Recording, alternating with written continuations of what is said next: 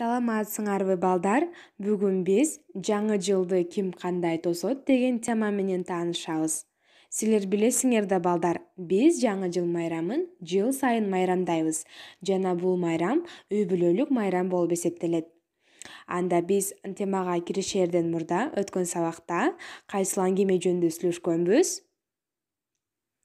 Ооба, туура айтасыңар балдар. Биз Чабалекей жана Жылан деген аңгемени сүйлөшкөнбүз. Андагы башкы каармандар кимдер эле? Ооба, албетте, Чабалекей менен Жылан болчу. Азаматсыңар балдар. Анда биз жаңы жыл темасын кененирээк түшүнүп алалы, балдар. Жаңы жыл дүйнөнүн көптөгөн элдери майрамдаган майрам.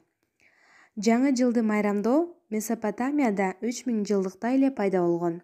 1-январдан 3 айынын 1-нен баштап жылдын башталышы деп Рим башкаруучусу Юлий Цезарь тарабынан биздин заманга чейин 46-жылы киргизилген. Балдар, силер билесиңер да, дүйнөдө канчалаган улут, мамлекет бар. Алардын ар биринин салты, жашоо принциптери ар башкача, балдар. Бири-бирине окшобогон адамзатты бириктирүүчү нерсе бул жаңы жыл майрамы. Бул майрамда салттуу түрдө балаты кооздоп, оливье салатын жасап көнгөнбүз, балдар. А бирок эмнеден улам, эмне себептен кооздойбуз? Эмне үчүн сөзсүз түрдө оливье салатын дасторконубузга коюшубуз керек? Бул жөнүндө ойлондуңар беле, балдар? Балдар, алгачкы балаты 1513-жылы Германияда немис реформатору Мартин Лютердин үйүндө жасалынган экен. Ал Рождество майрамынын алдында түн ортосунда үйүнө баратып, асмандагы жайнап турган жылдыздарга суктанат да, үйүнө барып, жылдыздарга окшоштуруп, балатыга шамдарды илип көрөт. Алгач балатыны шам, алма, таттуу токочтор менен кооздошчу. Кийинчерээк пахта, кагаз, айнектен жасалган оюнчуктарга кезек келген. Ал эми оливье салаты аталган даамды франциялык ашпозчу Люсьен Оливье ойлоп тапкан. Анын рецебинде салатка колбаса кошулган эмес экен. Бул орустардын кошумчасы болгон. Чындыгында салаттын жаңы жылга эч кандай тиешеси жок, жөн гана убакыттын өтүшү менен кенен жайылып, салтка айланып калган экен. Жана дагы бизге эң кызыктуусу болгон бул Аяз кыз жана Аяз ата, балдар. Аяз кыз жана Аяз атанын тарыхына да кичине токтолуп кетели, балдар.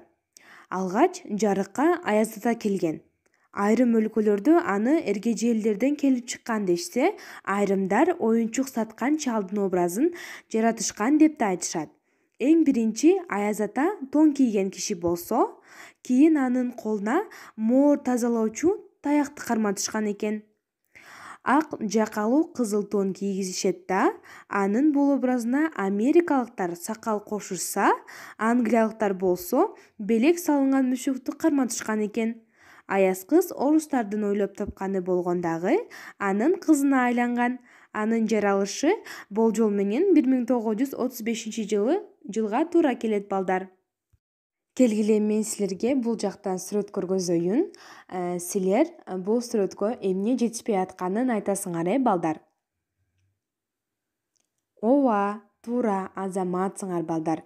Биз бул арчага эмне жетишпей атканын таптык, Жана айтып кеткендей эле, бул арчага эң биринчиден жылдызча жана айнек идиштен жасалган ар кандай кооз, идиштер, оюнчуктар жетишпей атат, балдар.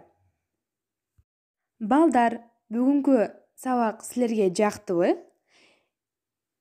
Азаматсыңар, балдар. Эмнеси менен жакты? Азаматсыңар. Анда эмесе, балдар, үйгө тапшырма жаңы жылды сүрөттөп, Аяз атанын белеги, мүшөкчөсү, Аяз кызы жөнүндө сүрөттөрдү тартып, жана ошол темага байланыштуу кичинекей өзүңөрдүн оюңарды дил баян кылып жазып келгиле, балдар. Саламатсыңар.